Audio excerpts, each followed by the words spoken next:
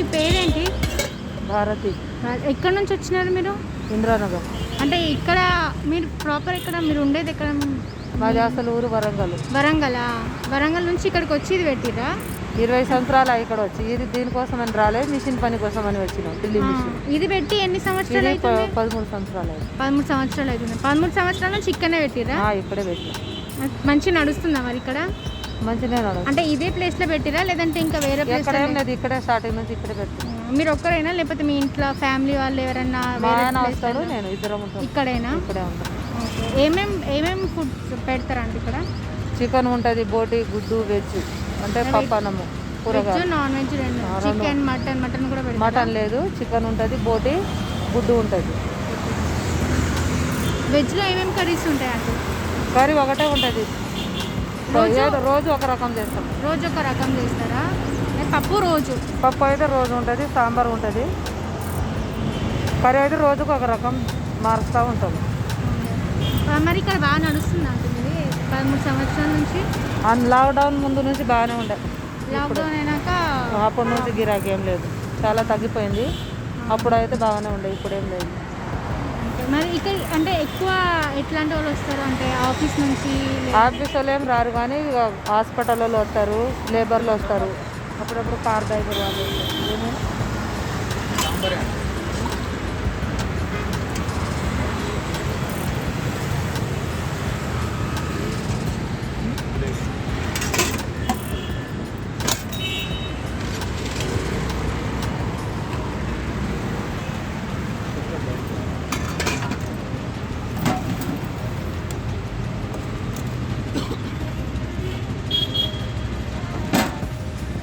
మీరు పొద్దున ఎప్పటి నుంచి స్టార్ట్ చేస్తారు? 11:30 నుంచి సాయంత్రం 5 వరకు ఉంటారు.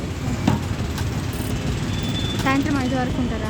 రాత్రి నైట్ ఫుడ్ ఏం లేదు, ఇంట్లోనే ఉంటాం. మీరు ఎంత పెట్టుబడి పెట్టిర్రు? ఫస్ట్ పెట్టినప్పుడు ఎంత పెట్టుబడి పెట్టిర్రు? ఫస్ట్లో అయితే మొత్తం 5,000 పెట్టినాము. ఫస్ట్ స్టార్టింగ్ 5,000 నుంచి స్టార్ట్ చేసినాం.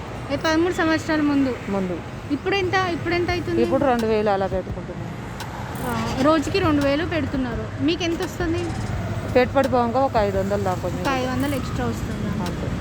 అంటే రోజు ఉంటుందా ఇది? ప్రతిరోజు ఉంటాం. ఆదివారం కూడా పండగగా బంద్ చేస్తాం, కానీ ప్రతిరోజు ఉంటాం.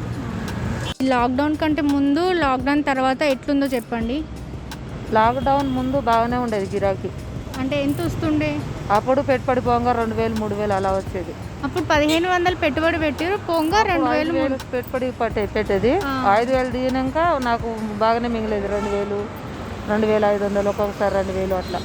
ఇప్పుడు 500, 400. అప్పుడు 5,000 పెట్టాక 2,000 వస్తుండే లాభము. ఇప్పుడు ఎంత పెడుతున్నారు? ఇప్పుడు 2,500 పెడితే ఆ పెట్టుబడి దియంగా 500, 400 అట్లా వస్తుంది. ఇప్పుడు అంటే బాగా పోయింది కరోనా పడిపోయింది, ఇప్పుడు లేదు. లాక్డౌన్ నుంచి మధ్యలో లాక్డౌన్ తీసేసారు కదా, అప్పటి నుంచి గట్లే ఉంది. ఇక అప్పటి నుంచి అట్లా అంతకుముందు బాగానే ఉండే.